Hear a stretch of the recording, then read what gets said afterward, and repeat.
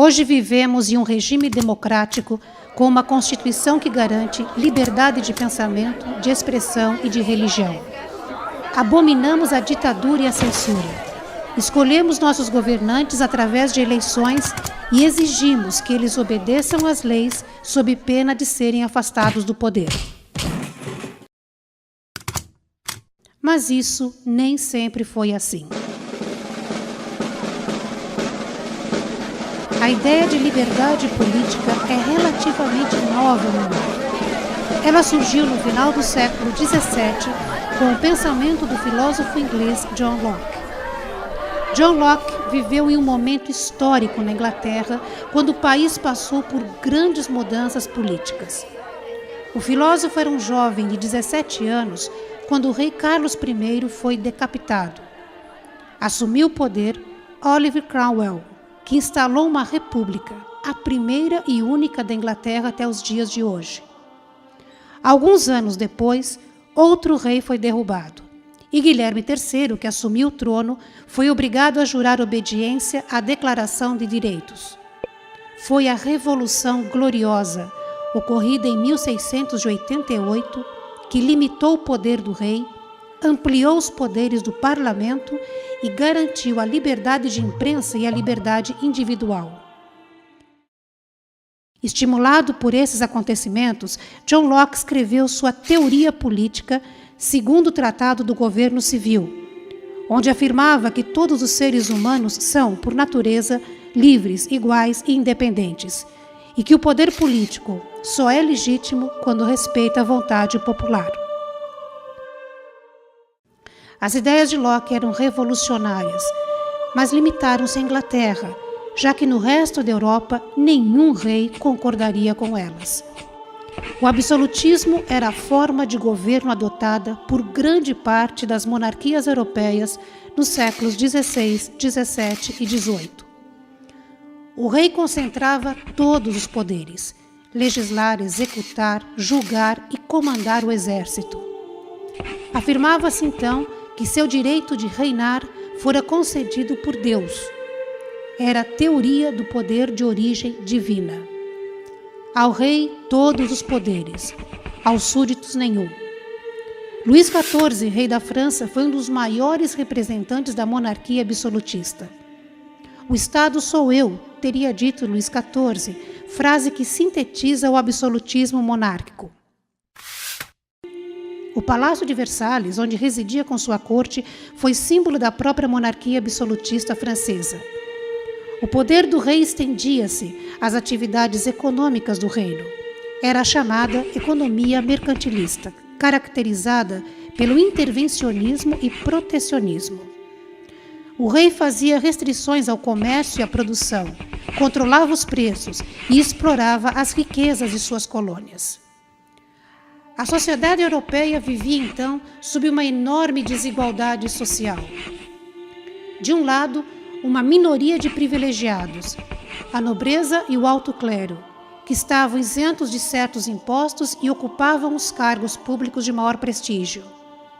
De outro lado, a maior parte da população, sem privilégios, sem representação política e sobre a qual recaía altos impostos. Essa massa de não privilegiados era formada por burgueses, camponeses e trabalhadores urbanos. A maioria do povo vivia em condições miseráveis, especialmente na área rural, onde ainda se conservavam costumes feudais. Não havia chance do indivíduo ascender socialmente, pois sua situação dependia de seu nascimento. Esse tipo de sociedade baseada na origem familiar chama-se sociedade estamental.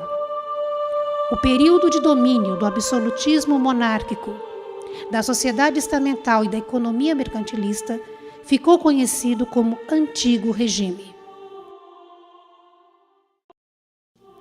Ele vigorou na Europa entre os séculos XVI e XVIII e foi dominante na França sob o governo de Luís XIV, o Rei Sol, e de seus sucessores, Luís XV, aclamado rei com apenas 5 anos de idade, e Luís XVI, que acabaria executado durante a Revolução Francesa.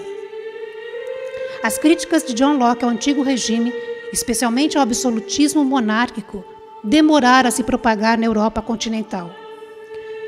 Foi somente em meados do século XVIII que uma nova visão de mundo difundiu-se entre intelectuais burgueses e nobres. Essa nova forma de pensar deu origem ao movimento filosófico chamado Ilustração ou Iluminismo. Por meio da razão, os filósofos iluministas questionaram toda a estrutura do antigo regime. Criticaram o absolutismo monárquico defendendo um governo baseado em uma constituição. O poder não seria mais concentrado em uma única pessoa, mas tripartido. A divisão dos poderes foi proposta por Montesquieu como uma forma para evitar a tirania e os abusos dos governantes.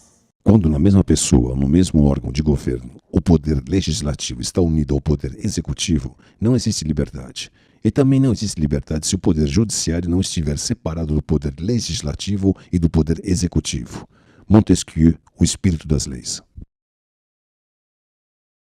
O governo deveria estar submetido à vontade da maioria e atender ao bem comum. A soberania popular foi defendida por Rousseau, que também propôs o voto universal, isto é, o direito de todos ao voto. O poder legislativo pertence ao povo e só ele pode pertencer. O soberano pode, em primeiro lugar, entregar o governo a todo o povo ou a maior parte do povo. Dá-se a essa forma de governo o nome de democracia. Jean-Jacques Rousseau, do Contrato Social. Os iluministas questionaram os privilégios da nobreza, propondo uma sociedade igualitária. Propunham a igualdade social e a igualdade jurídica, isto é, a igualdade de todo homem perante a lei. Defendiam o ensino gratuito e obrigatório, pois acreditavam que a educação libertava o homem da ignorância e garantia a igualdade social.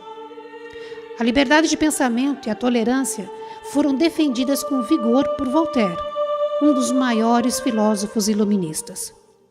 Deus de todos os seres, de todos os homens e de todos os tempos, que as pequenas diferenças entre as vestimentas que cobrem nossos fracos corpos, entre nossos costumes ridículos, entre todas nossas opiniões insensatas, não sejam motivos de perseguição. Voltaire, Tratado sobre a Tolerância. Liberdade também para a economia, defendiam os iluministas. Contra o mercantilismo intervencionista, propunham a liberdade econômica. A economia liberal é regulada pela livre concorrência e pela lei da oferta e da procura. Adam Smith, um dos principais defensores do liberalismo econômico, acreditava que a livre concorrência levaria à queda do preço das mercadorias e estimularia as inovações tecnológicas.